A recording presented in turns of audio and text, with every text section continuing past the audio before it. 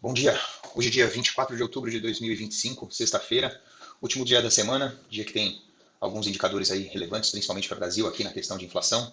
E vamos para o nosso estudo pré-mercado, para a gente conseguir ver o que a gente consegue extrair desse mercado nessa sexta-feira. Bom, começando pelo índice futuro, tá? Estou trazendo aqui os 60 minutos. Vocês vão lembrar dos últimos estudos que eu fiz aqui. Justamente a gente tem esse fibo de queda aqui, né? Essa estrutura de queda que vem desde o final de setembro, né? Se a gente for pensar num fractal um pouco mais longo, a tendência é de alta, sim, tá? Ontem, o que o mercado fez? Ele abriu já na região querendo sair acima do 38%, mas como ele ainda não saiu, por isso que eu ainda não apaguei, tá? Mas acredito que ele está com toda a cara de que ele vai fazer essa movimentação para romper e a gente vai apagar esse fibo de queda aqui, dando espaço somente para esse mais de alta, né? Então, pelos 60 minutos, o que a gente consegue ver aqui? Alinhamento das médias todo favorável para alta, tá? Todas as médias que eu tenho aqui estão todas alinhadas para cima, todas apontando para cima, então a ideia é que o movimento continue altista, tá? Passando para o gráfico de 5 minutos, o que a gente teve ontem, né, de movimentação, que casou bastante com o nosso cenário, né? Tinha mostrado para vocês aqui um FIBO, uma projeção de FIBO que poderia acontecer, né? Se vocês pegarem pelo estudo de ontem, pela pré-abertura de ontem, vocês vão ver que no primeiro momento eu estava com um FIBO mais ou menos nessa região aqui, né? Do 100, quase no 100, no 0,80, por aí, que era justamente ligando essa primeira perna aqui no 38%. Depois daria para a gente ligar essa outra perna maior aqui no 50%, que é quase bateu ontem, né, na máxima de ontem. O mercado começou o dia muito forte, né? Essa daqui foi a abertura de ontem, né? Ela foi uma abertura bem forte com volume, mas ele não conseguiu se sustentar, principalmente nessa região do 38% daquele fibo de queda, né? Então rolou bastante defesa aqui ontem, né? Nesse gráfico de 5 minutos, dá para ver justamente quando o mercado teve um incremento de volume para romper para baixo, né? Que foram esses dois candles aqui. Então não conseguiu se sustentar acima dessa região, trabalhou, chegou a perder praticamente a movimentação inteira de alta ontem, mas ele acabou, de certa forma, dando um rebote aqui, né? Aí eu gosto justamente de traçar aqui uma LTA, né? Se a gente for ver, daria para ter essa LTA aqui ligando esses fundos. Ele veio quase ontem aqui nessa região, ele veio praticamente no 50% daquele fibo de queda, essa linha vermelha, né?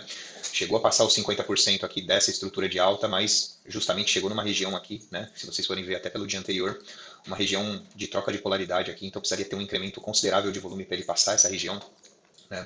Não conseguiu, depois disso só veio para cima.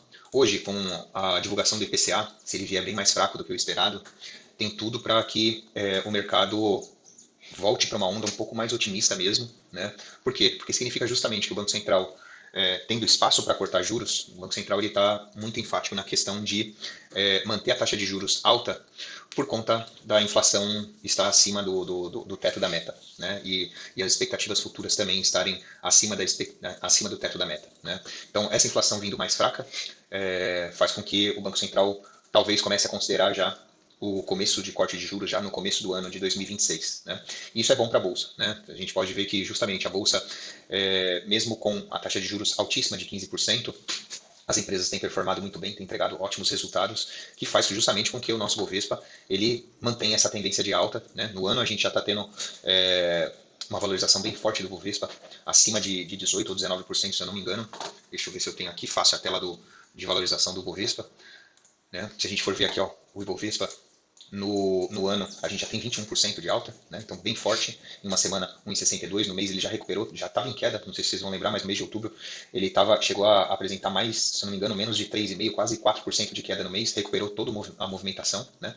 Então o Ibovespa aí bem forte, e se continuar essa expectativa de corte de juros mesmo, aqui ó, a gente tem a agenda de hoje, né? 9 horas vai ser divulgado, então se sair mais fraco do que isso, o IPCA, se sair mais fraco do que 0,25, tende a animar um pouco mais a nossa bolsa, e aí tem tudo para ele vir buscar essa região do 149 e talvez até um pouco mais, tá? Passando para o dólar, também nos 60 minutos a gente ainda continua com a mesma configuração, né? A mesma configuração do estudo de ontem, tendência de queda bem configurada aqui, vem num fractal mais curto também de queda, então a gente estou diminuindo os fractais aqui justamente para a gente conseguir pegar algumas operações no dólar aqui também, tá? E ontem, né, ele de certa forma já tem alguns dias, desde o dia 20 aqui, essa semana inteira, que ele não consegue sair dessa região no dólar, tá? Então, uma breve acumulação que ele está fazendo aqui, passando para o gráfico de 5 minutos, então o que a gente vai ter ontem? Ele fez uma movimentação um pouco mais contida, né? Vou até apagar esse FIBO aqui, Mas ontem, aqui ó, no dia de ontem, ele fez uma movimentação um pouco mais contida aqui, entre máxima e mínima, a gente vai ter aqui mais ou menos nem 30 pontos, nem 30 pontos entre máxima e mínima de ontem. Então, pouca variação, né? Bem lateral o mercado, deu poucas oportunidades aí ao longo do dia, né? Mas a gente tem aqui para hoje, justamente, eu vou fazer esse estudo aqui, eu gosto bastante de pensar nesse fractal aqui um pouco mais curto, né, que ele veio apresentando. Então, a gente teria aqui essa região aqui do 403, 407 como regiões ali de um pouco mais de briga, que o dólar precisa ter um pouco mais de volume para conseguir romper para cima.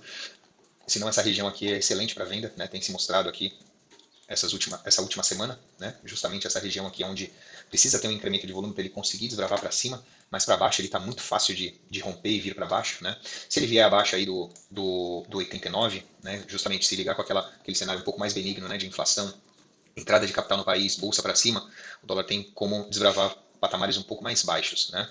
Então eu já pensaria justamente nesse patamar mais baixo de dólar aqui, cadê? Um primeiro patamar de dólar na faixa do 83 e 82, que é justamente as mínimas que ele atingiu essa semana. Tá? Seria um primeiro patamar para ele vir para baixo. Depois teria um outro patamar aqui na faixa do 75, né? Isso porque ligando 38% com essa perna aqui. Né? Por fim, se a gente for pensar nesse movimento um pouco mais amplo, teria depois do 75, teria essa região aqui, né? Pensando nessa perna aqui como 62% do movimento na faixa do 68. Tá? Então, acredito que se o mercado continuar nessa onda um pouco mais otimista, tem tudo para vir buscar essa região aí do 68, essas regiões mais baixas aqui para o dólar também. Tá?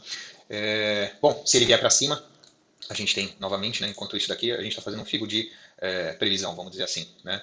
Mas o fato, por enquanto, é isso que aconteceu. Se ele conseguir desbravar aqui mais para cima, ele anula essa movimentação de queda. Né? Se ele vier aqui acima do 11, então ele já vai estar perdendo médias aqui também. Então a gente começa a pensar num movimento um pouco mais de alta se ele passar essa região aqui do 411. Tá? Enquanto ele não passar essa região, né, a gente fica ainda com a cabeça de venda, fica esperando justamente ele dar esses rebotes aqui para cima para conseguir pegar boas vendas, tá bom?